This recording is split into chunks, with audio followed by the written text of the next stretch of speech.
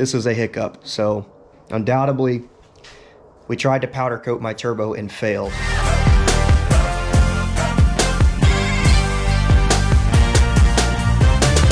oh boy, what do we have here? This is something else, folks. So today's a little bit different video. I know that you're used to seeing us wrench on Clifford, my turbo LS swapped four-wheel drive truck that used to be my great-grandpa's, but usually we're wrenching on it. Lately we've been doing some wiring, which, real quick, let me show you that.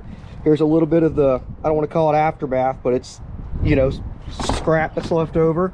Lots going on in here still, but man, oh man, is that coming along great.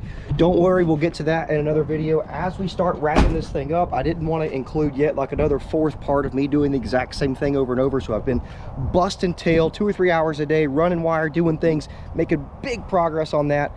But we're going to wrap that up all in its own video. But for today, let's get back to this box. All right, so what we've got here is something a little bit different, something we've never tried before on the channel, but something that Jose, my stepdad, and I have been experimenting with over at his place next door, is a little bit of powder coating. And so, you guessed it, I've got to try some parts on Clifford. We've got the turbo over here taken all the way apart. It's really filthy from race week. We were pretty mean to it. Sorry, Robert, you know, Fourth Performance here.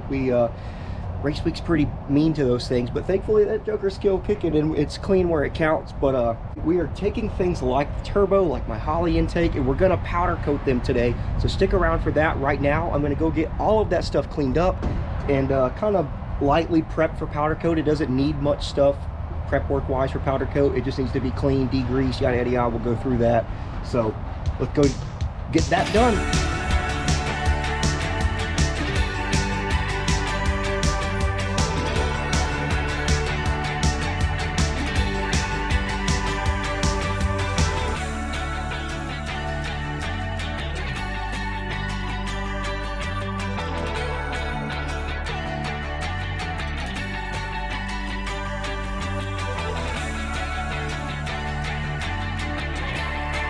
So if you're wondering what colors we did, I don't know if showing you the bags might have gave it away. Probably gave you a little bit of a hint, but we'll get to that in a minute. We're letting these parts dry out that we just degreased and cleaned and just kind of give them a scrub over. They weren't that dirty to begin with. I just wanted to make sure there was no like residual oil or like greasy fingerprints kind of sitting on them from when we took the truck apart last. But the reason we're getting all of this together now is because I have another surprise for you beyond just powder coating. And so guys, in addition to being all the wiring going on, everything that you've been seeing over there, we've been waiting on the motor to come back. Well, I just keep forgetting how many surprises we have. So coming up, we have basically 3 good surprises, and one of which is that we are getting a brand new experimental top secret voodoo pizza pie from Suncoast. The converter they gave me last was a new diameter core. This is going way back in the videos, but we had some problems with the 245mm core, so we went to the 258. When we did that, it was just tight. You know, out of the box, it was a little bit tighter for our setup. If you look back at some of our Race Week videos in the Race Week playlist, you'll see that. It just takes a little time for the truck to get on the brake. But it's what we had in a short window of time to deal with, so it is what it was. It was just a little bit on the tight side, so we sent it back to get it freed up. And while they were there, apparently some new, like I said, black voodoo magic stuff is coming out, and we are going to try it. Now, it's experimental. We don't know if it's going to do what we want it to do, but it's going to be fun to try it. It's going to be fun to put you guys along for that journey. So in an upcoming video, we're going to stop by Suncoast, talk to buddies Montana. We're going to talk to a guy named Jason. We're going to see what really kind of goes on with these things and why these individual pieces may get us the exact results that we want, which is a converter that is loose enough for a little motor to spool a big turbo, but still be efficient while making good power down track in a heavy truck. Like, all of those things are tough for converters, like little motor, big turbo. That's kind of tough, but you can do it. And then it's like converters for heavy trucks. Well, okay, well, that's pretty tough. But then you have to make one loose enough for a little motor and a big turbo in a heavy truck that also is trying to mile an hour.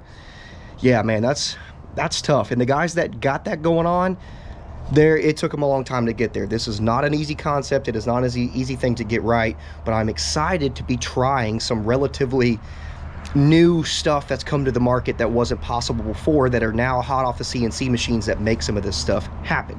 But anyway, on to the next surprise. The reason we're getting the truck together so quickly is not only is that converter due to be done in the next couple of days, but we have a motor to go in front of it. this has been a long time coming, guys. This motor right here is the one that we lost on race week. This is our LC9 aluminum block. It's the one that we had just picked up right beforehand that spun a rod bearing on us.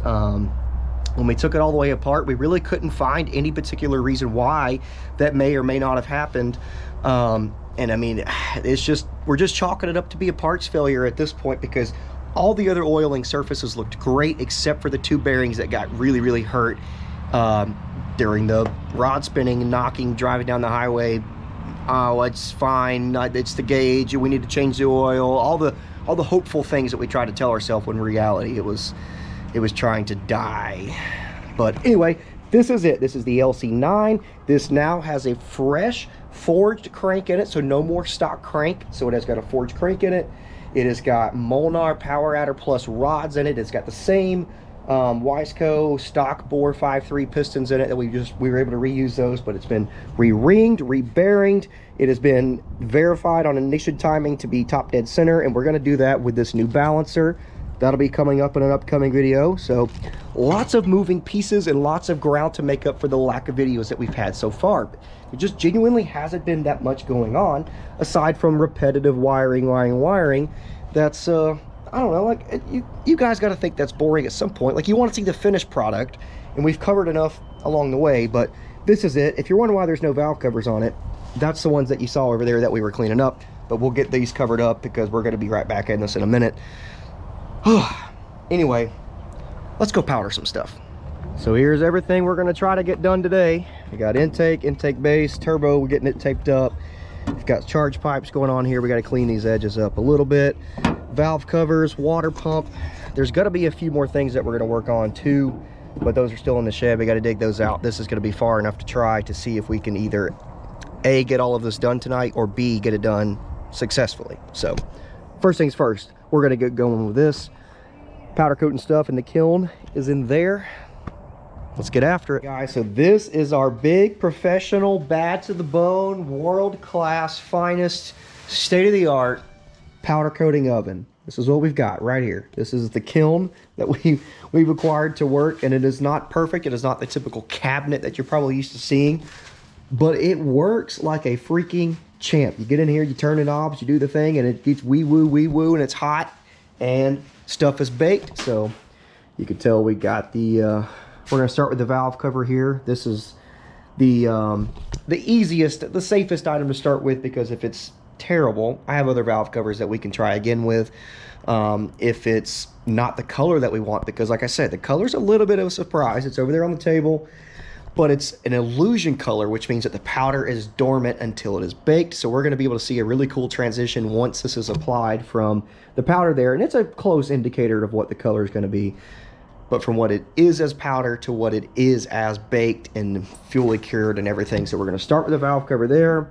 We're going to do that valve cover. We're going to try to get to as many items as we can tonight. But anyway, we're just really trying to see if it'll work the one time and what this color looks like. So let's get to baking, baby.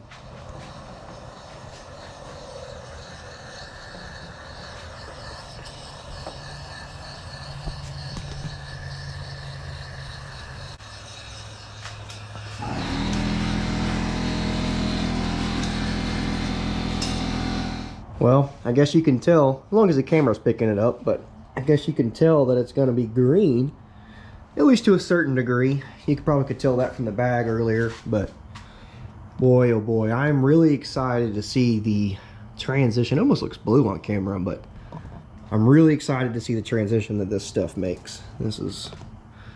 This looks nothing like the advertised picture. So even though it's green and it's in the shade, you know, that we're going after, I'm anticipating a drastic change.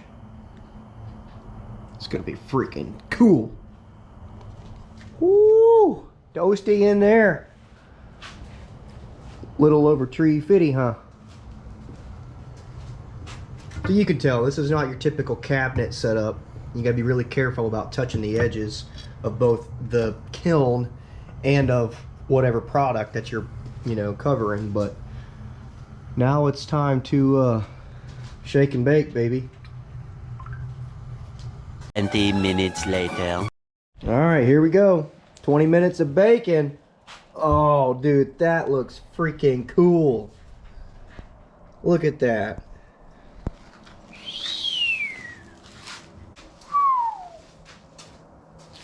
She hot, huh?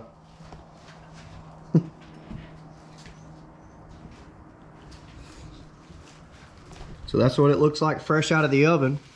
I still think it has a little bit of curing time from what I was reading online, so it might even change it even a little bit more as it cools, but first take out of the oven says the green is popping, baby. So we've got the one valve cover curing over there out of the way. We've got the second valve cover in the kiln, bacon doing its thing right now, and up next is the turbo cover. This is going to be another piece that is green. I think we're going to do like the lid to the holly in green and the charge pipes. So out of all that, that's going to round out most of the green, but this turbo cover is what's going to be cool because that's sort of going to be front and center along with the holly intake. So we've got to make sure that we get these things right. But up next, turbo cover.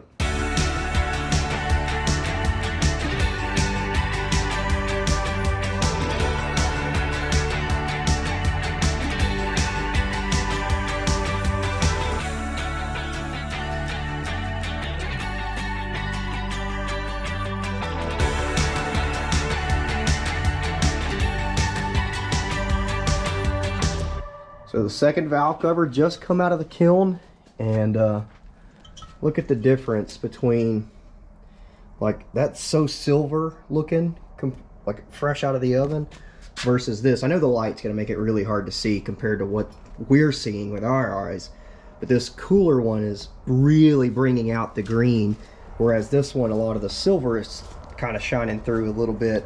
And somewhat has to do with the phone light that we're using, you know, the white lights bouncing back, only white colors. But man, oh man, Clifford is taking on new life every day. But this bad boy, you guys just saw it on time lapse. I'm really excited to see this come out because sure, the valve covers are cool, but they get covered with coil brackets and coils and plug wires and yada yada yada. But this guy, this and the intake are going to be two of the front and center pieces. So to see this guy come out looking mint, yes, please.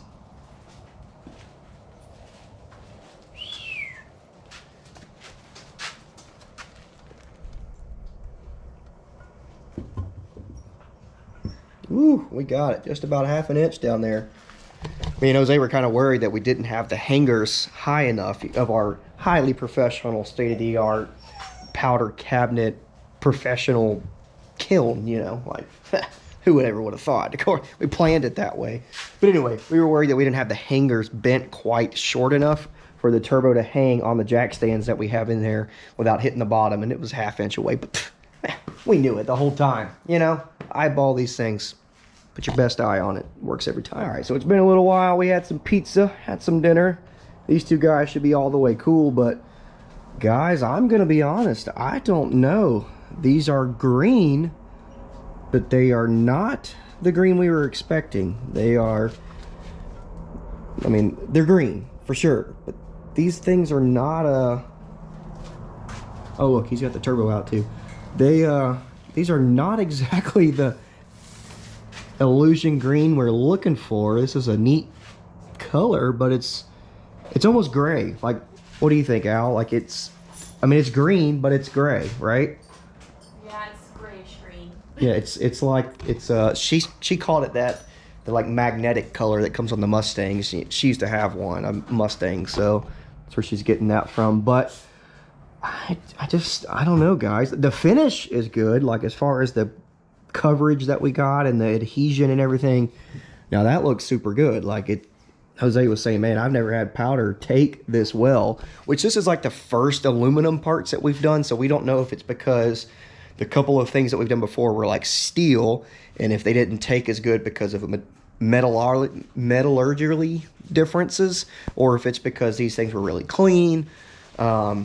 Whatever, we don't know yet. We got a few pieces to try out yet, but I'm getting concerned with this color. Like I'm wondering if we messed up. You know, I told you guys that we were state-of-the-art professionals here, but maybe I was lying. I don't know. So we're gonna give it a few more minutes and take a look at those valve covers again, but I'm getting a little nervous. So much Googling later, turns out we messed up. I don't know how permanently we messed up. I don't know how bad it is. But we messed up, guys. Let me just walk you through what we did. So I talked to you guys about this being a dormant color, and as how it cures, it changes colors. Well, it absolutely did. When it came out of the oven, this was much, much more whitey silver than even it is now. It's still whitey silver compared to the color that it's supposed to be, but it still obviously has taken on a lot of green. But there's another step to this, and I'm sure lots of you are already yelling at me, you know, caps lock on in the comments, but the Illusion series of stuff is dormant. We've said that several times now.